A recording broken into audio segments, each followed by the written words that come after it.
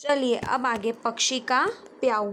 मिट्टी का एक चौड़ा मुंह वाला बर्तन लीजिए। बर्तन को रस्सी से बांधकर लटका दीजिए जैसे कि चित्र में दिखाया गया है। अब उस बर्तन में पानी डालकर उसे किसी पेड़ की शाखा या घर के बाहर किसी खूंटी पर टांग दीजिए। उसमें रोज पानी भरिए और देखिए पानी पीने कौन कौन से पक्षी वहाँ आते हैं। चलिए अब आगे सोचिए और लिखिए। पानी की ज़रूरत हमें भी और जानवरों को भी है। ऐसे ही कुछ और चीज़ें जिन्हें हम जानवर दोनों इस्तेमाल करते हैं। ऐसी ही किन्हीं 3 चीज़ों के नाम लिखिए। तो हमें क्या लिखना है? पानी की ज़रूरत हमें भी होती है और जानवरों को भी होती है। खाने की ज़रूरत हमें भी होती है और जानवरों को भी होती है। उसके बाद घर मतलब रहने की ज़रूरत हमें भी होती है और जानवरों को भी होती है। ठीक है, चलिए सोचिए और लिखिए। आप जानते हैं कि हमारे आहार कितने अलग अलग तरह के होते हैं। इसी तरह जानवरों के आहार भी अलग अलग तरीके के होते हैं। क्या आपने कभी किसी जानवर को कुछ खिलाया या किसी और को कुछ खिलाते हुए देखा है? चलिए, किसी जानवर को खिलाया उसका नाम है ना। उसके बाद आपको लिखना है क्या खिलाया है। चलिए अब आगे। तुम इन जानवरों को खाना क्यों खिलाते हो? खाना इसलिए खिलाते अच्छा लगता है। किस जानवर को सबसे ज़्यादा बच्चों ने खाना खिलाया है? तो कुत्ते को। उसे क्या पसंद है? बिस्किट। देखो क्या तुम्हारी तालिका में भी नाम है और पता करो। जैसे कि चूहा रोटी अनाज खाता है। कॉकरोच क्या खाता है? छोटे छोटे कीड़े। छछूंदर। उसके बाद मकड़ी, छिपकली, कौवा। ठीक है, इस तरीके से लिखना है। तो आपको लिखना है जैसे कि आपने कुत्ते को क्या खिलाया है, चूहे को क्या खिलाया, कॉकरोच को क्या खिलाया। चलिए, पक्षी को क्या खिलाया जाता है? आपने किस पक्षी को खिलाया? किसी पक्षी को सबसे ज़्यादा बच्चों ने खाना खिलाया है तो चिड़िया। ठीक है, तो आपको यहाँ पे लिखना है हमने चिड़िया को खिलाया है। आपने किस पक्षी को खिलाया? तो चिड़िया को। और सबसे ज़्यादा बच्चों ने चिड़िया को खाना खिलाया और दाने खिलाए हैं। और कॉकरोच और ये तो जो अभी हमने देखा था। चलिए अब आगे सोचिए और लिखिए। सोचिए क्या कभी किसी जानवर ने आपकी मर्ज़ी के बिना आपका खाना खाया है? कैसे? उत्तर इस तरीके से लिखना। हाँ, एक बार कौवे मेरे हाथ से बिस्किट छीन कर भाग गया था। ठीक है, चलिए अब आगे समझिए और मिलाइए। कौन क्या खाता है? उसे विभिन्न रंग की लाइन खींचकर मिलान। एक उदाहरण दीजिए। देखिए इस तरीके से करना है आपको। चिड़िया, मच्छर, कीड़े मकोड़े। ठीक है, उसके बाद में घास फूस बकरी खाती है।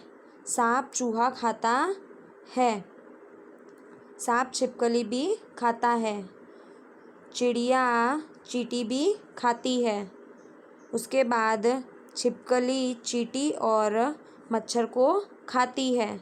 सांप चूहा सांप को खाता है। चिड़िया रोटी फल सब्जी सब खाती है। चूहा रोटी खाता है। मनुष्य रोटी सब्जी फल सब खाता है। और बकरी रोटी सब्जी खाती है। इस तरीके से आपको मिलान करना है। चलिए अब आगे का प्रश्न। ऐसे जानवर जिन्हें तुमने छुआ है। कबूतर, कुत्ता, बिल्ली, खरगोश। ऐसे जानवर जिन्हें छू सकते हो, जिन्हें तुमने छुआ नहीं है पर छू सकते हो। हाथी, घोड़ा, ऊंट, गाय। ऐसे जानवर जिन्हें तुम छू ही नहीं सकते। शेर, सांप, मगरमच्छ और बाघ। ठीक है, इस तरीके से इस तालिका में हमें लिखना है कि जिन्हें आपने छुआ है, जिन्हें छुआ नहीं छू सकते, और ऐसे जानवर जिन्हें छू ही नहीं सकते हो। कुछ जानवरों के पास हम नहीं जाते, डर लगता है कहीं काट ना ले, नुकसान ना पहुंचाए, खा ही ना जाए।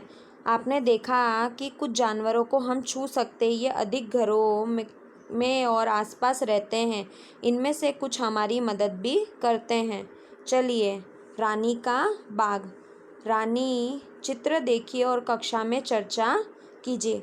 रानी के बाग से माली आम से भरे टोकरे लाया। कितने अच्छे आम हैं। महारानी जी, अगर पक्षी न खाते तो आम इससे दुगने होते। क्या कहा? पक्षी आम खा गए तुमने पक्षियों को बाग में आने ही क्यों दिया? मुझे माफ़ कर दीजिए, अब किसी पक्षी को नहीं आने देंगे। पिछले वर्ष से कम आम पक्षियों को बाग में आने से रोका क्यों नहीं? अगले वर्ष रोका था महारानी जी, एक भी पक्षी नहीं आने दिया, पर इस बार तो फलों को कीड़े लग गए। पक्षी होते तो कीड़ों को खा लेते और इतने फल खराब नहीं होते, है ना। तो देखिए क्या बताया गया है, रानी का बाग। तो रानी के बाग में क्या हुआ, माली आम तोड़कर टोकरी लाया। तो उसके बाद में रानी ने बोला इतने अच्छे आम। तो महारानी जी ने पूछा अगर पक्षी न खाते तो आम इससे दुगने हो जाते। क्या कहा, मतलब सारे आम पक्षी खा गए। हाँ, मुझे माफ़ कर दीजिए, अब मैं पक्षियों को आने नहीं दूंगा। अब अगले वर्ष, तो अगले वर्ष में क्या हुआ, माली ने किसी भी पक्षी को अंदर आने की अनुमति नहीं दी, जिसकी वजह से फलों के अंदर कीड़े लग गए और सारे के सारे फल खराब हो गए। चलिए, आपका ये जो पाठ है यहाँ पे ख़त्म होता है और जितने भी प्रश्नों के उत्तर मैंने आपको बताए हैं वो सारे के सारे प्रश्नों के उत्तर आपको आपकी किताब में, नोटबुक में सुंदर अक्षरों में लिखना है। ठीक है, हमने पक्षियों के बारे में, जानवरों के बारे में काफ़ी सारी जानकारी ली। ठीक है, चलिए, धन्यवाद।